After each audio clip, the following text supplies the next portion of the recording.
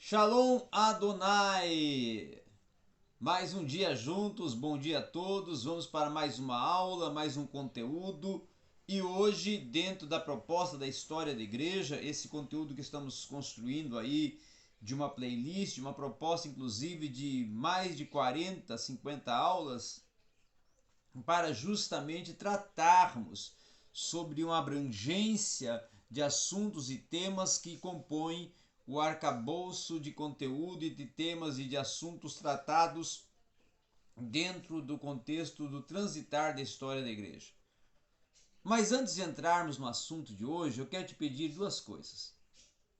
Se inscreva no canal, se ainda não é inscrito, e dê o seu like contribuidor sempre que assistir o vídeo. E, por favor, assista até o final.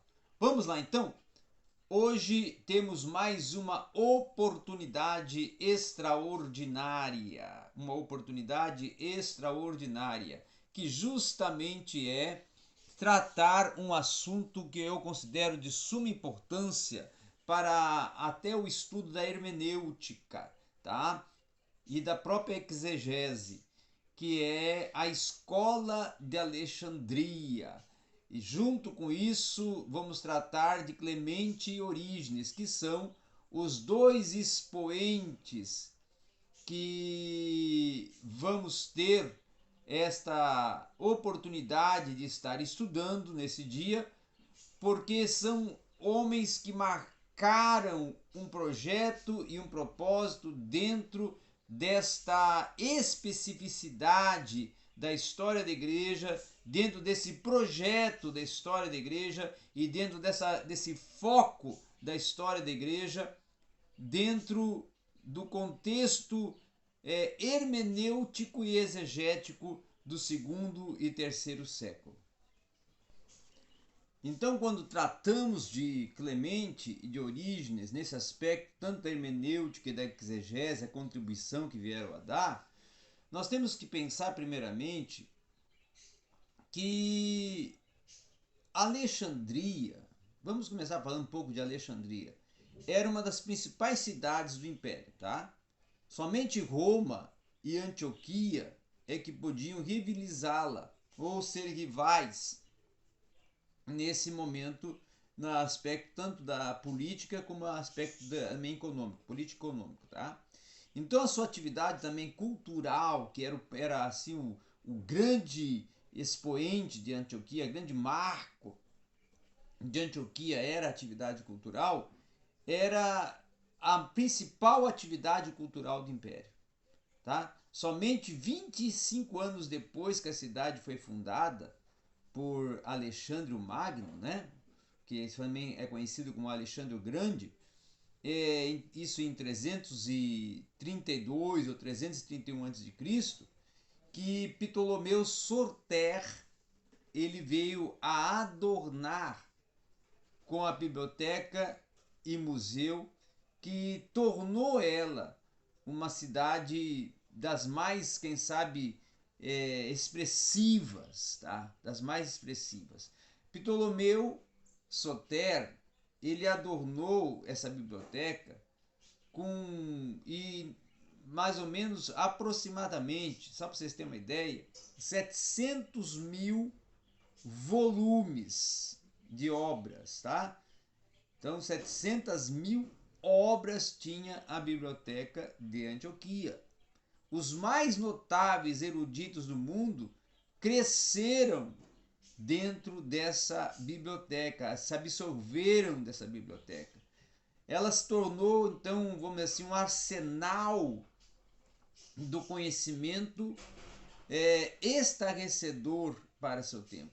Era algo extraordinário, algo assim que, para o tempo, século terceiro depois de Cristo, era algo que ficou marcado e deixou um legado praticamente eterno, porque nunca foi se ouvido falar uma biblioteca tão imponente como essa, né?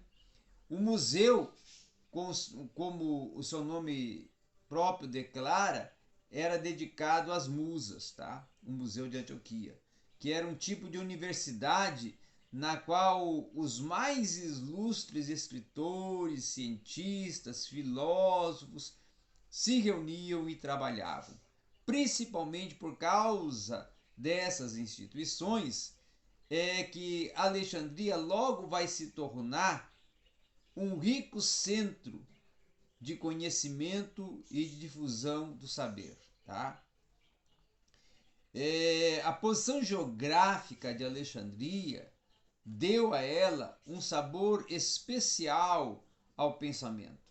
Até porque foi desenvolvido nessa cidade todo um ambiente para o pensar, para construir o saber e para até, vamos dizer assim, discorrer cientificamente sobre o conhecimento. Então, o Egito era admirado pelos antigos gregos que viam nele uma terra misteriosa, abundante em sabedoria oculta. Ao lado disso, os mais diferentes tipos de doutrinas procedentes do Oriente convergiam para Alexandria e ia formando ela uma massa eclética, uma cidade eclética, né? Uma região eclética. Então, dentro desse contexto do início de era cristã no terceiro e quarto século, nós podemos dizer que os judeus, com as suas escrituras, não foram os únicos que vieram para Alexandria, mas também os babilônicos com a astrologia, tá? Os persas com o dualismo e muitos outros com as suas excêntricas e até frequentes confusões e controvérsias religiosas. Tá?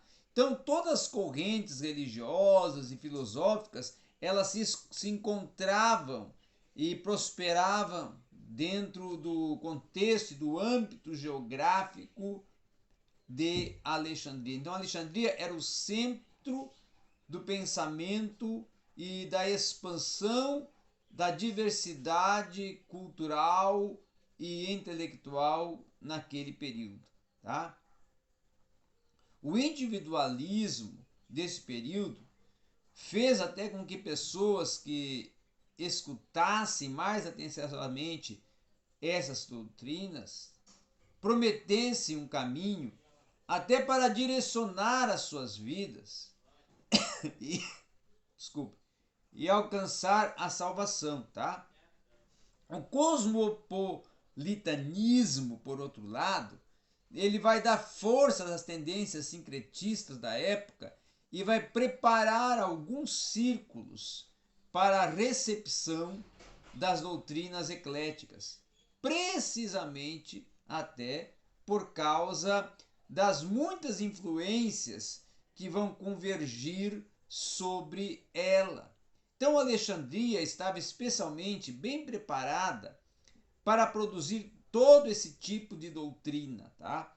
E essa cidade, perto do fim do século II, ela se tornou um caldeirão fervente com diversos ensinos, e todos eles dentro de uma natureza eclética, como o caso do gnosticismo, que foi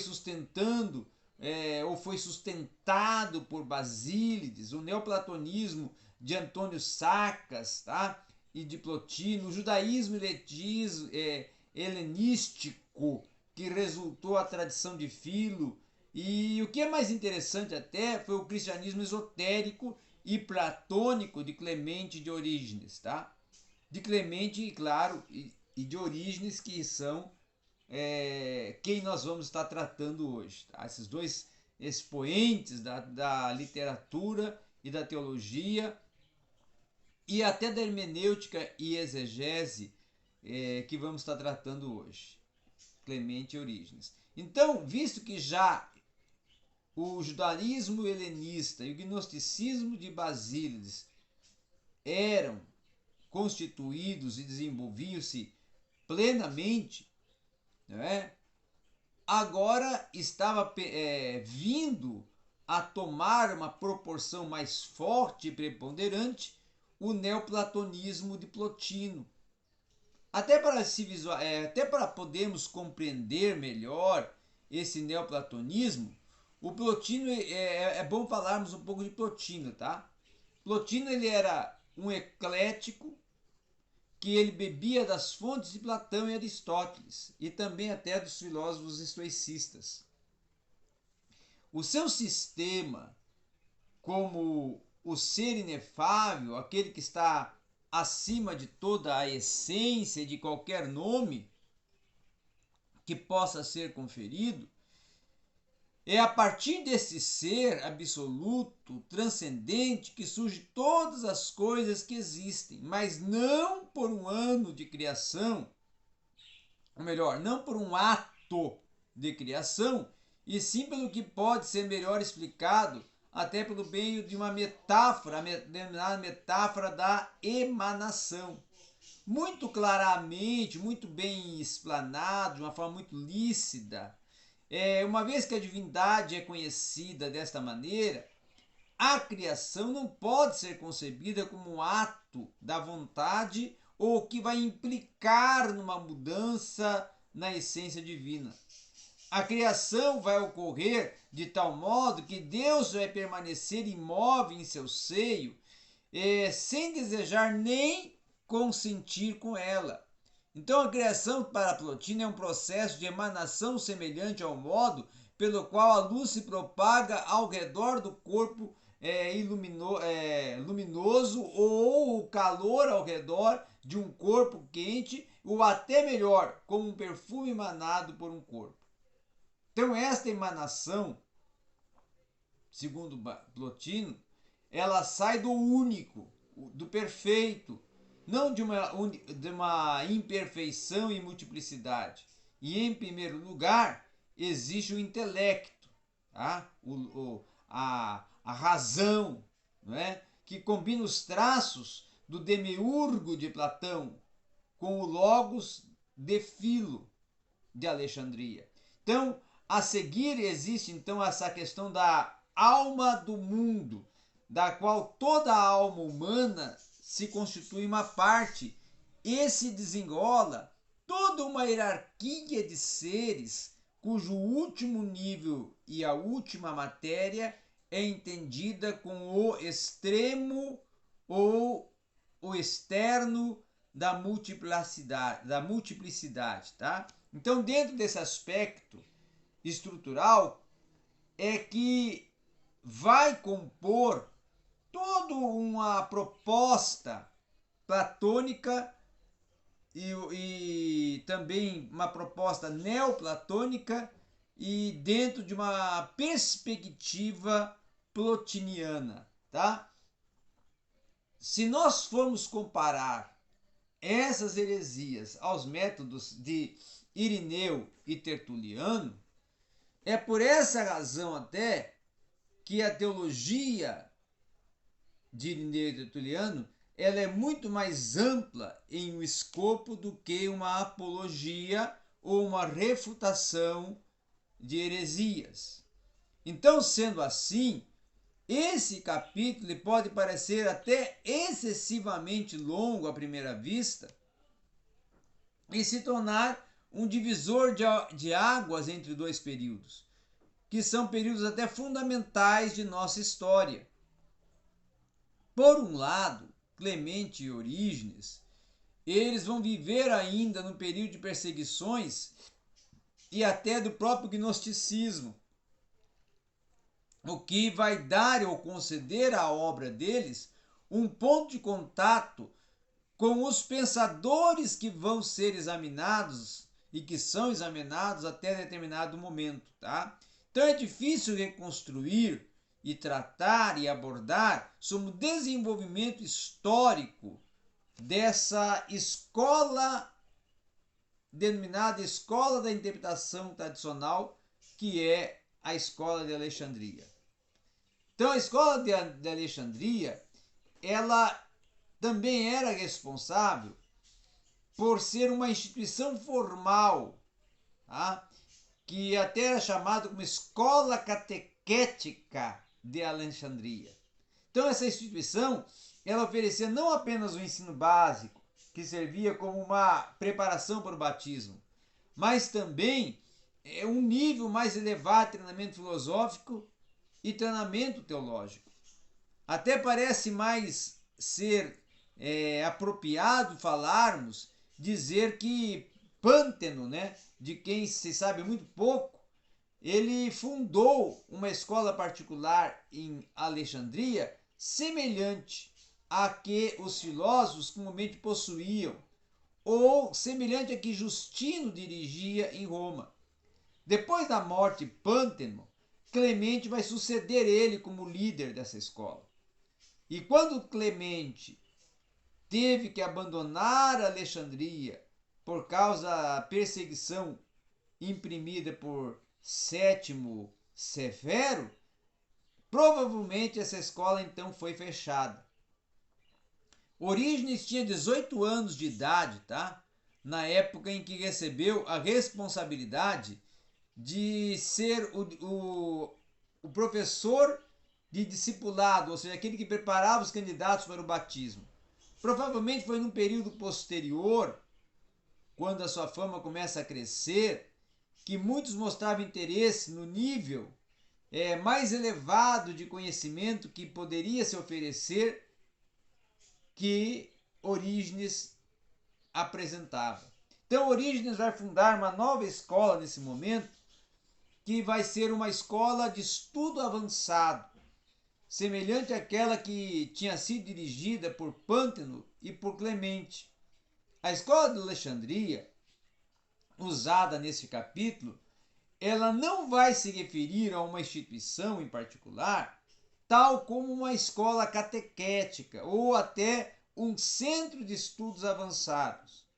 O termo mais apropriado é um termo empregado no sentido de escola ou tendência teológica, ainda que até não devamos esquecer que tal escola teológica ela vai produzir grande parte de seu trabalho por meio das instituições de catequese e estudos avançados que vão ser dirigidos por Pânteno, Clemente e Orígenes. Então, Clemente de Alexandria, como todo o trabalho literário de Pânteno, e até o fato em que ele escreve alguma coisa se perde, Clemente é o primeiro teólogo que se deve estudar nesse capítulo.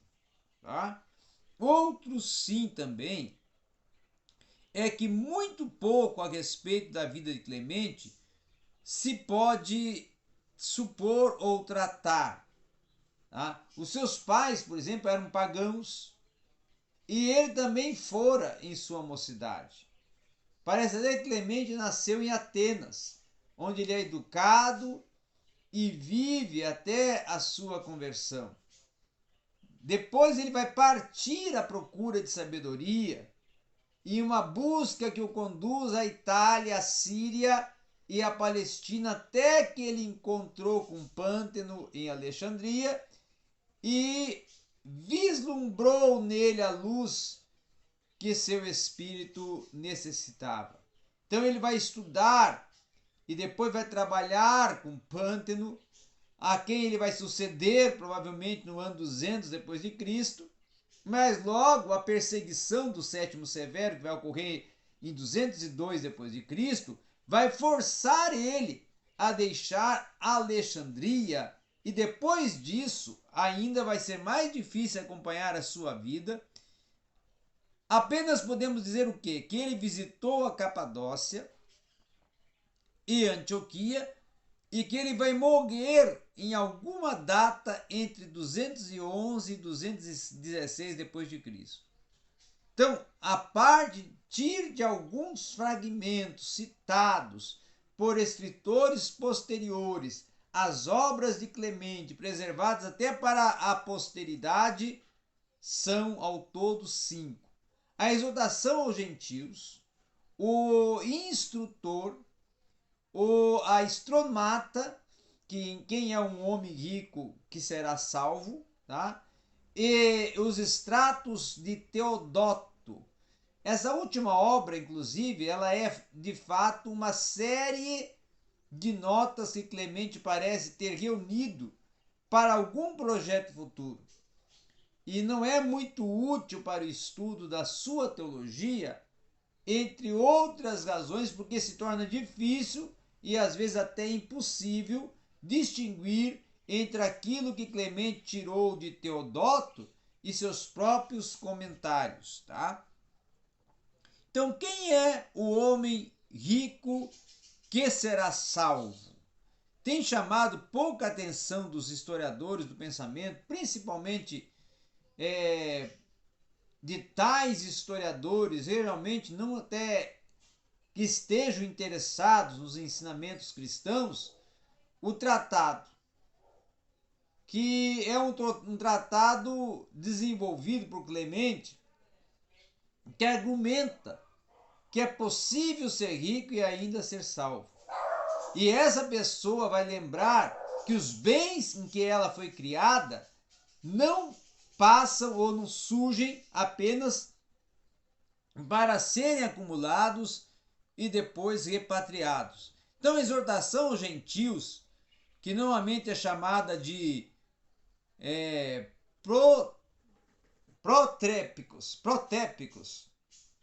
é a primeira de uma série das 3 obras escritas por Clemente, que planejava escrever e até dedica uma delas, respectivamente, a uma das 3 funções do verbo que ele vai exortar, guiar e ensinar. E é por isso que a primeira obra deve ser chamada de protepticon, ou seja, o exortador, aquele que exorta. A segunda obra também deve ser a de paidagogos, o instrutor. E a terceira obra de Clemente, a de dascalos, ou seja, o mestre.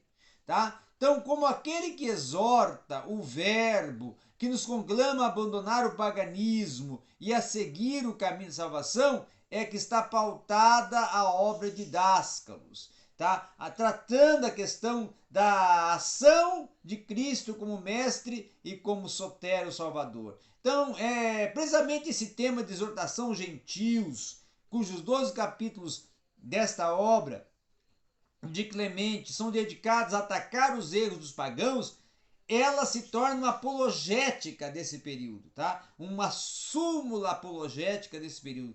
E essa obra, ela também vai demonstrar valores de cultura helenística e vai afirmar que a verdade também se encontra nos antigos filósofos e poetas. Já a segunda obra de Clemente, a Paidagogos, ou o instrutor, já é uma tentativa de conduzir os crentes como os antigos escravos conduziam as crianças a padrões mais elevados de comportamento, particularmente a liberdade da escravidão das paixões. Finalmente, a Estrômata, ela não cumpre a promessa feita por seu autor de completar uma trilogia como a obra sobre a função do verbo, como o mestre, tá? Ela é impossível saber a razão da mudança de planos. Até essas 2 explicações mais comuns são que Clemente vai entender que seria incapaz de escrever uma obra sistemática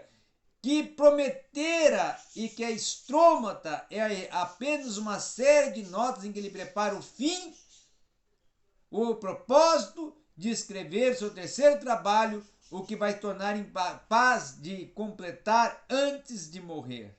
Então, Clemente, ele vai ser um expoente que vai marcar a teologia. E também até alguns dos seus escritos vai ter um sentido propulsor também na proposta filosófica e até das próprias ideias hebraicas, onde ele pega um sentido também de ideológico do próprio judaísmo. Então, essa posição de Clemente de tratar o relacionamento entre a verdade encontrada na filosofia e encontrada na escritura, ela é que vai fazer parte até de um, vamos assim, projeto pedagógico e didático da escola de Alexandria, tá? Outro sim também falar, importante mencionar também, que Clemente, ele é, vamos assim, um dos maiores expoentes da tradição exegética, com a qual nós já deparamos dentro até do próprio sentido do estudo do judaísmo alexandrino de Filo, tá?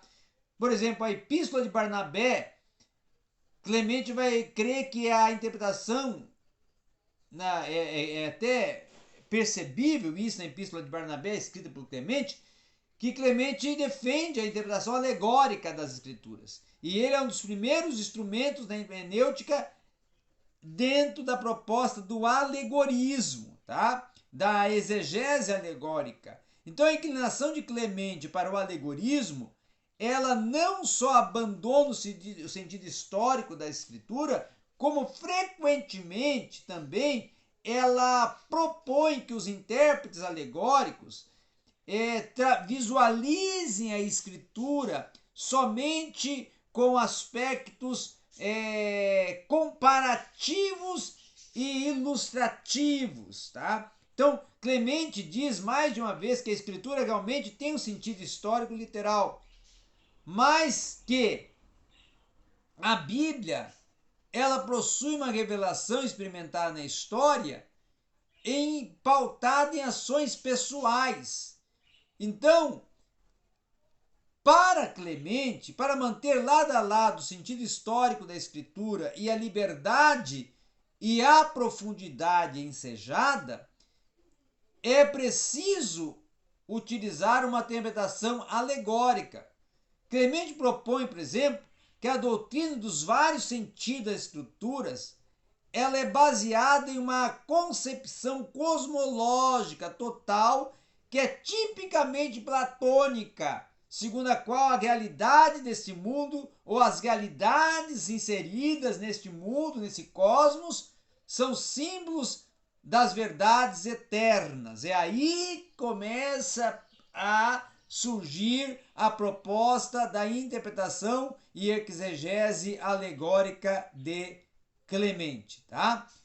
Outro sim também é falar que dentro dessa proposta da exegese alegórica de Clemente, desenvolvimento de Clemente dentro dessa proposta, nós vamos ter também a participação de Orígenes como sendo um dos expoentes e até, quem sabe, muito mais destacado que o próprio Clemente. Mas eu quero deixar para uma futura aula para tratarmos o contributo de Orígenes nesta proposta da exegese alegórica e até a importância de Orígenes dentro dessa proposta da exegese alegórica, deixando então de hoje, só como ressalva, essa proposta e esse desenvolvimento de Clemente, tá? Orígenes ele vai ter um desenvolvimento que nós podemos considerar que vai dar sequência e ampliação à ação e trabalho, vamos dizer assim, de Clemente de Alexandria. Até porque Orígenes ele vai se tornar, quem sabe, um dos mais expoentes dessa proposta da hermenêutica alegórica. E é o que tínhamos para hoje aqui no seu canal Teologia Pentecostal em Diálogo Acadêmico.